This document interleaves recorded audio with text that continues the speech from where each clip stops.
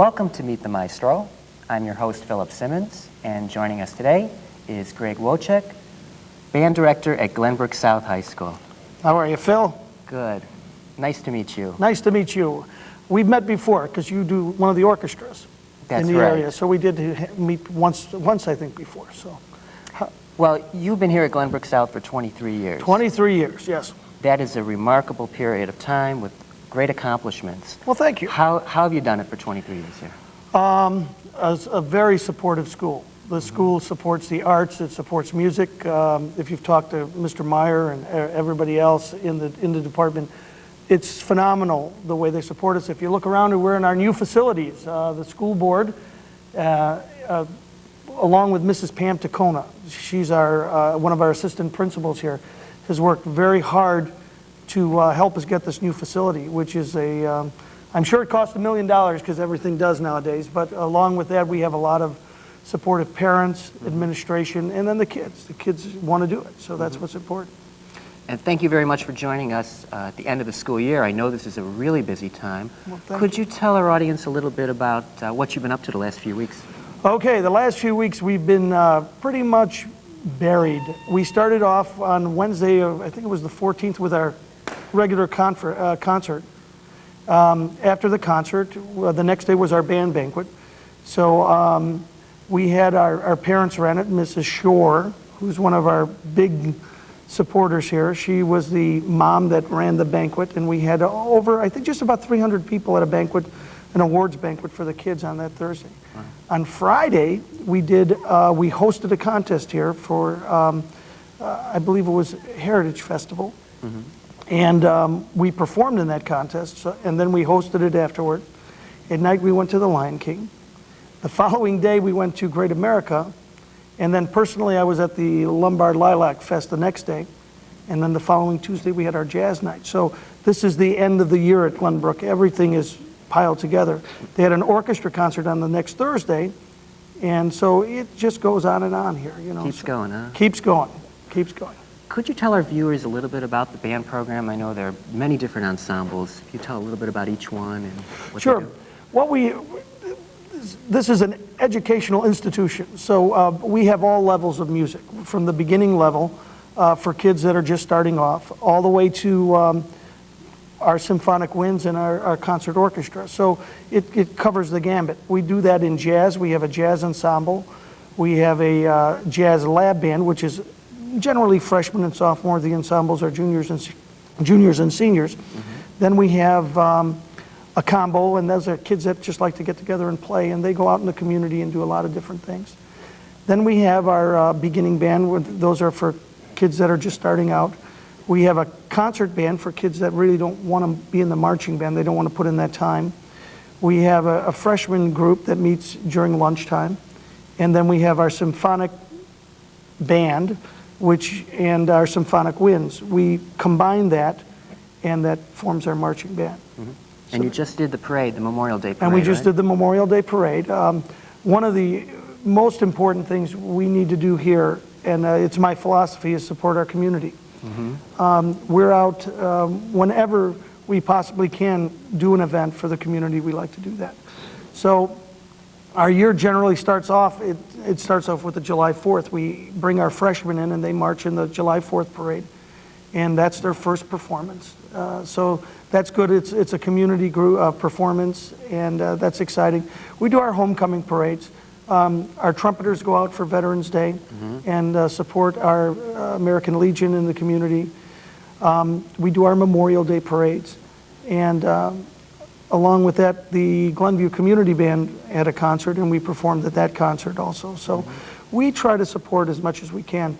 And it was really interesting. The community supports us because I got the brochure from the Village of Glenview, and what was on the cover of that? Well, the thing they send out to prospective incoming people that are going to move into Glenview, but our band. Our band was on the cover of that. So it also helped that Mrs. Furfer was a band mom. So when she was village president, she was very, very supportive. And we go to the meetings and do the Star Spangled Banner and things like that. So. And when young people and parents see that kind of community outreach, they think to themselves, I want to be in the band. When I get to high school, I want to play an instrument. And I bet that's part of the success of the program, too. Absolutely. the younger kids get really excited about it. We have a great community with Springman, which will now be a TIA, and all the Glengrove and all the other little junior highs. And we try to get down there and perform for them when they're in 5th and 6th grade. So that's when they get the urge to do it. Because when they start as beginners, it's so exciting because they're excited about it. And the learning curve is so great. You know, when you start off a student from the day one when they can open the case to the first time they play hot cross buns, it's pretty exciting for the kids, you know. Right. So you came here 23 years ago. What was that like when you first got here? How's the program changed over the years? How has the program changed? That's a great question. First of all, my mentor was Mr. Peter Pappas. And Mr. Pappas put the band on the map. He had a vision of what this community band should do. And it was tough when we came in. When I started, I was a student teacher. So as a student teacher, I was probably the best copy boy they ever had here. I mean, I could copy music and I could do all that. And I wasn't really allowed to conduct the top ensembles because that was for Mr. Pappas. You know, we had to work our way up with the small groups and things like that. And the first year, the bands were, during the same period, they needed a second conductor. So when I finished my student teaching, they hired me as a band director. Well, the trouble is my age. You know, I was only 4 or 5 years older than the kids here.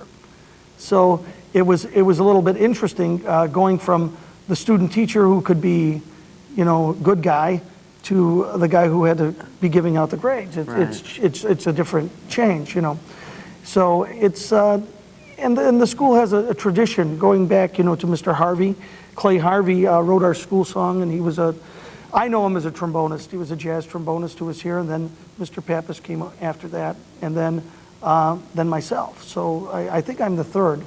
There might have been one more in there, but I guess he didn't last. So, but there were. So I'm really the third guy who was here. The difference between the children now, the students, the amount of time they have. The students before were very focused in certain areas. So if you were, let's say, a jock, you were a jock. You stayed on the sports side and you did that and you worked hard at that and you didn't have time for other things. Well, now our kids really want to do a lot of different things, and that's great. It's fabulous. It's also a little hindrance.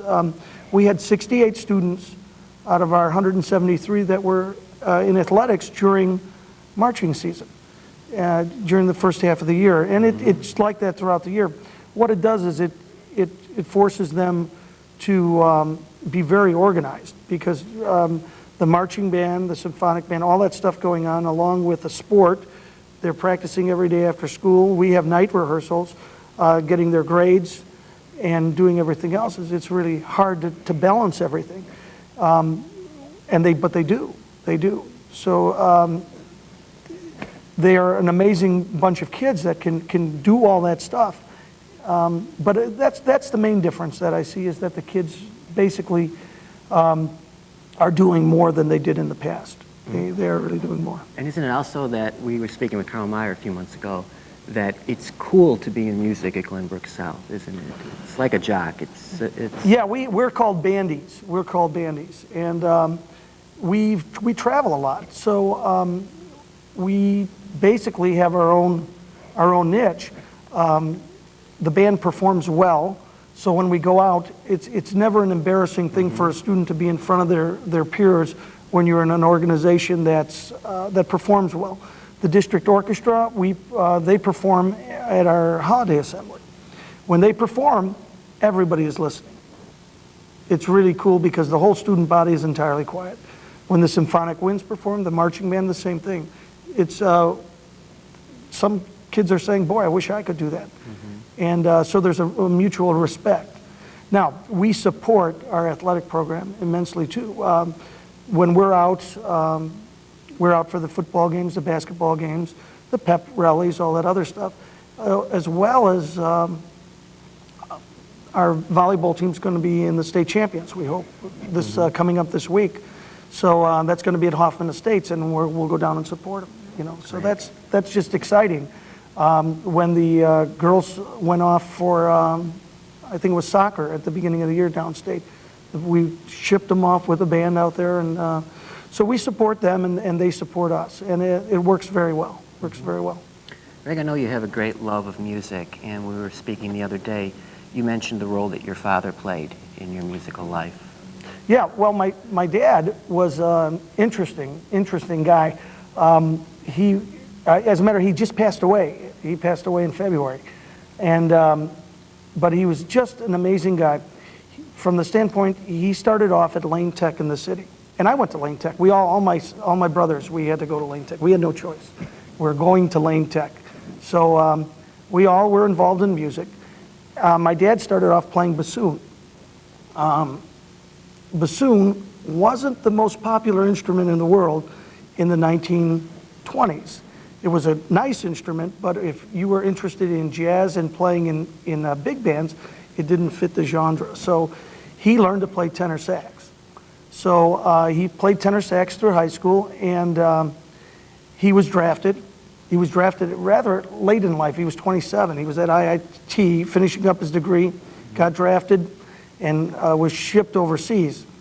He didn't have a sax with him, and he ended up in Normandy, out of all the places.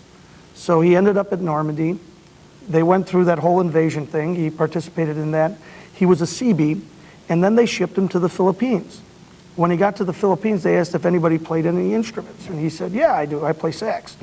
Well, they gave him some money, and they sent him to New York and said, buy some music and get instruments and put a band together because the USO tours are coming in. So he went to New York, got the instruments, got the bands together, but he got a group of guys together that ended up being all my uncles. So when they came back from the war, these guys were musicians, and you know, they basically were the players, and those are the people I grew up with. So the lead alto was my Uncle Frank. My Uncle Stan was the drummer, and you know, different guys throughout the band. And then my dad played with those guys until he was 65 years old. You know, he did the wedding circuit and stuff like that. So.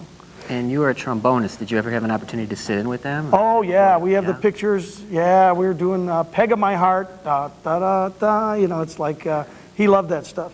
He started different bands. My brothers all started to play jazz and stuff because he started a Boy Scout swing band in the 60s. So my brother plays trumpet, and my other brother plays all the reed instruments, and I had to play trombone because they needed the third horn. So that's the way that came about. So, and then during Lane Tech and everything, he was on the band board, an avid supporter of music. You know, he was at everything. I can always remember meet out under the flagpole. That's where we'd meet after the concerts, you know. So he had a great love of music. So you were destined to be a bandmaster. You were destined for this. I don't know. I told him I wanted to be an electronics engineer. That's what I told him, and he said, okay. And then he took me to work with him one day and got me a job at General Motors Electromotive Division out in McCook County. They made diesel locomotives, and I worked there for a couple of summers. After I worked there, in the real world, that's when I decided I wanted to be a bandmaster. I said, there's a better life than this. So I was sweeping floors and cleaning machines, and I said, okay. Then you went on to photocopying. Right, then I went on to photocopying. After working on my degree in music, I got my degree in photocopying. But that was the main thing. I mean, that was the thrust of it. You know, he was very supportive, but didn't push us in any general direction. You know, he said, do what you're going to do. My brothers both had degrees. My oldest brother plays professionally. You can see him at Navy Pier. He's a clarinet player. He does a lot of jobbing. My trumpet player brother, Wayne, became an insurance man after teaching for 5 years. He still plays. His son is playing trumpet at the University of Iowa. So, you know, it's a pretty musical family.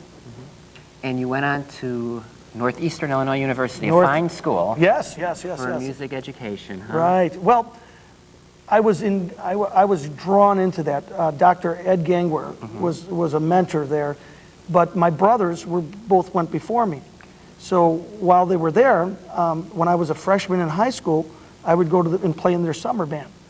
They had a summer program, and I would go and play my trombone in the summer band. So I was known as Little Wojcik over there and through the college days. And Dr. Gangwer had such a personality that would draw kids in. Right. He was just an amazing guy for that. He also edited the School Musicians magazine. He introduced me to John Painter, who's was a resident of Glenview and the band director at Northwestern, and many conversations and to their family. So he kind of got me through, and he was the one who actually set up my student teaching here at Glenbrook South. He lived in Northbrook, so he had his kids at Glenbrook North. So he said, I've got just a place for you, and that's how I ended up here. And in addition to teaching, you were doing a lot of freelance work on the trombone, weren't you? Oh yeah, a lot of freelance jobbing. I was private teaching. I had about 65 students, private teaching, and then jobbing as much as I could, mostly jazz, but some symphonic, the North Side Symphony and all those little symphonies that were popping up. Milton Preeves Group? That's Milton Preeves Group. That became the Lakeshore Symphony? That's right. I know them very well. Right. I was in the trombone section playing, and then did a lot of stuff like that, and got calls to do other things downtown, Palmer House, all that stuff. And I was part-time here. I was doing that, and I also taught at Sunset Ridge School with Dr. Howard Bolting, who's the superintendent there. And you mentioned something about the nutcracker that never was. Oh yeah, in my last weeks of student teaching, I got a call to do the nutcracker downtown, and I worked it out with the Mr. Pappas and Dr. Gangwer to allow me to do that, and then finish my student teaching in January when that run was over. But the university said no. So when they said no, it kind of thrust me in the direction of teaching. It's kind of like, boom, you're gone, buddy. So I ended up, and then they offered me the job here. The gentleman who took that job ended up playing the ballet and is working downtown quite a bit now. So what are you going to do, Well, you made the right choice. Well, huh? I think I made the right choice, so. So, you have a lot of different responsibilities here between concert band, jazz, marching band. Is your philosophy the same in teaching these different genres? Yeah. The philosophy is to get the kids to perform at the highest level they possibly can. That's what we do. The lower levels, of course, there's a lot of reading, a lot of repetition, a lot of styles, different styles and things like that. But my philosophy has always been, if we can get them in the door, we can work with them and try to produce a musician that's a quality musician. And that's the most important thing. That's the way we were brought up. You need to be able to sound good on your horn. That's the main thing. Make a nice tone quality. If you're playing Mary Had a Little Lamb and you sound poor, Mary Had a Little Lamb will sound bad. So if you can produce a good tone, have proficiency with scales and technique, get that down, you have a fighting chance being able to sight read. You have a fighting chance to enjoy music more than the average person, because when you're in college, you can play for fun, you can become a music educator. When you're older, if you're familiar with John Painter's group, the North Shore Concert Band, that's gentlemen. I think there's only like 9% of those people that are actually musicians. Everybody else comes from the regular world. They're architects and they work downtown and lawyers and stuff, and the band is phenomenal. This is what they do to relax. This is their inner self. It promotes music, and they can relax. It's a tough world. And hopefully students who don't go on to a professional career will be able to continue to enjoy making music in community situations like that. Exactly, and that's what it's about. If you enjoy music down the line, it's really cool. And we've had our 1980 reunion, 81, 82. They've been coming back, and now I know those kids. Right. And one of the greatest joys was when Mr. Pappas, when he retired. It put it all in perspective, because we did an alumni band and we had, I think, 90 of his students come back and play. And that was in like 1996, I think. And 90 of his students were back there. And their number one memory of high school was the band and their band trips. So that says something. That's quite an impact. Right. And I know you've had a lot of band trips. And Lots been of at band a lot trips. of contests. Lots of band trips. First, I'd like to ask you about your one award that you mentioned to me, which was Outstanding Teacher of the Year 2000. I know you and all your students must be very proud of that award. Well, I'm most proud of it, not because of the award. I mean, it's a nice thing to have and stuff. But I wish that you would have read some of the commentaries from the kids. And the award is set up here at Glenbrook South. It's not given by the administration, and it's not given by the teachers. It's actually given by the kids. And I had a phenomenal group of kids in the year 2000. We went to, where did we go? The Hollywood Christmas Parade. We did just a lot of things with them. We just had a great time. And these students wrote some letters. I think there were like 60 letters. And they nominated me for the position, and that's what made it special.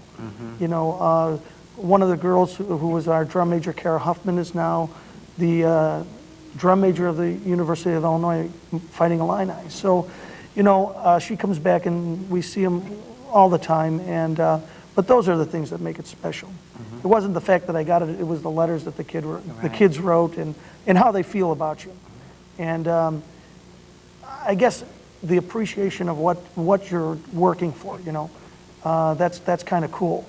And it wasn't that they were necessarily the world's greatest musicians. That wasn't the point. The point was that they enjoyed what they were doing and they felt good about our program, which is really, that's what's important to me.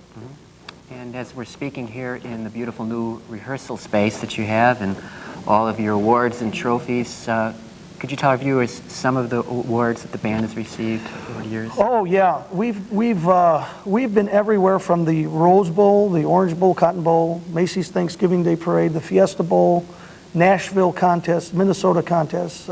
Some of the awards behind me are from. This is the Hall of Fame Bowl. We've been there, and they're all special. But to those classes, the awards say that we're a good music performance group, which is really nice. The jazz bands have done great. I think the most prestigious award we've ever won was the Music Fest Orlando award, and this is a 16-week contest. And we went down there, I think it was 99-2000. We went down there and performed. And we performed in marching and symphonic and jazz, and took top honors for that weekend. And then it was about this time they bring the mail, and there was a big banner in it saying we won the festival. We were the highest scores for the 16 weeks. And what was ironic was that we got down there. We flew into Orlando, and we flew on 2 planes because they couldn't take the band. So what we try to do is take the upperclassmen with me on a plane, because they don't run around and do so much bad stuff.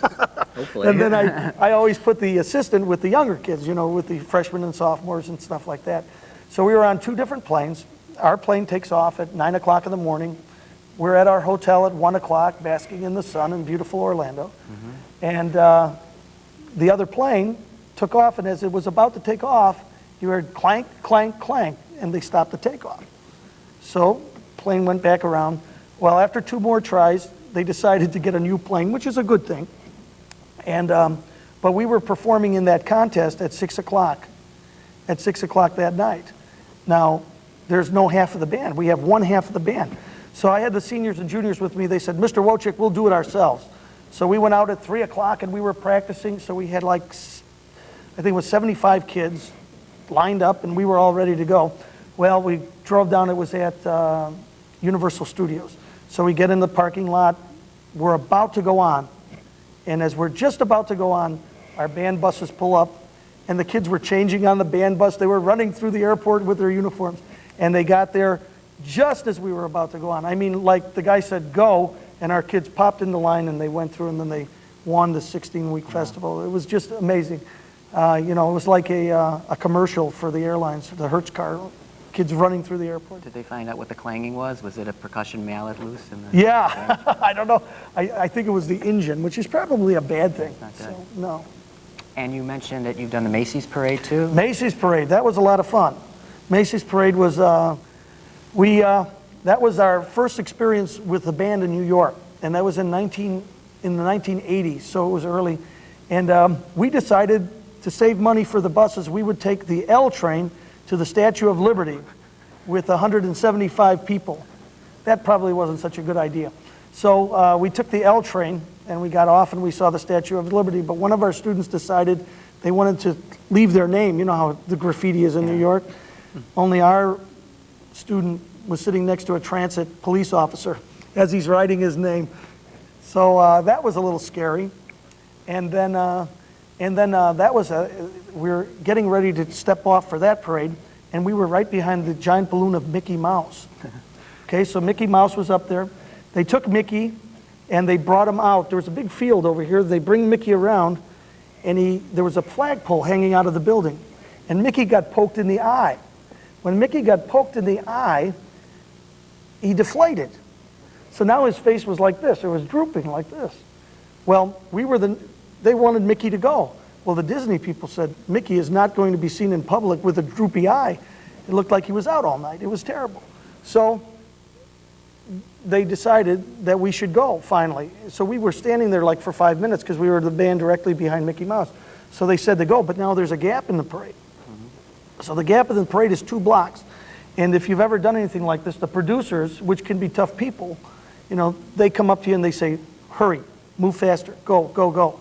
Well, we always march at 118, and no matter what, that's where we're going to march. Well, we got to 2 blocks before, the guy says, if you don't run with this band right now, you will not be on TV. You moved. So we moved. So we ran the whole band down. What was interesting was we had a thing in front, 8 shields saying Glenview. And those shields cracked. The kids ran all at the same time, and it split in 2. So now we had Glen and View.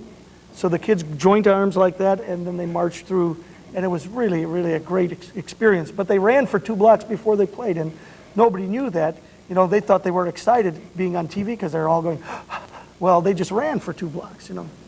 And the New Yorkers were so gracious, you know, they were yelling, run! They were yelling at us, it was funny. So. Well, it seems like you've had an incredibly colorful career here. Oh, absolutely, absolutely. And what plans do you have for the summer with the band?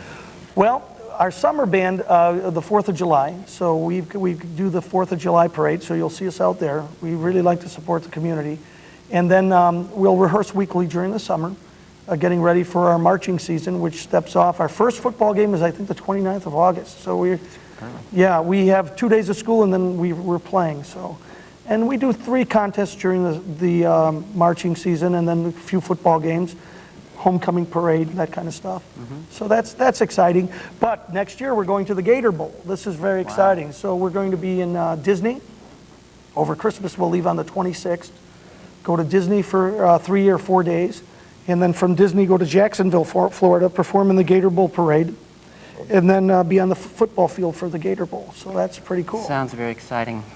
Sounds tiring, doesn't it? That too, but Greg, you're doing a wonderful job here. Thank you. The whole community appreciates all your work. Well, we appreciate the community. Well, and thank you for your time today. Thank you. Appreciate it. Well, that's all for this edition of Meet the Maestro. I'm Philip Simmons, and until the next time, enjoy the music in Glenview.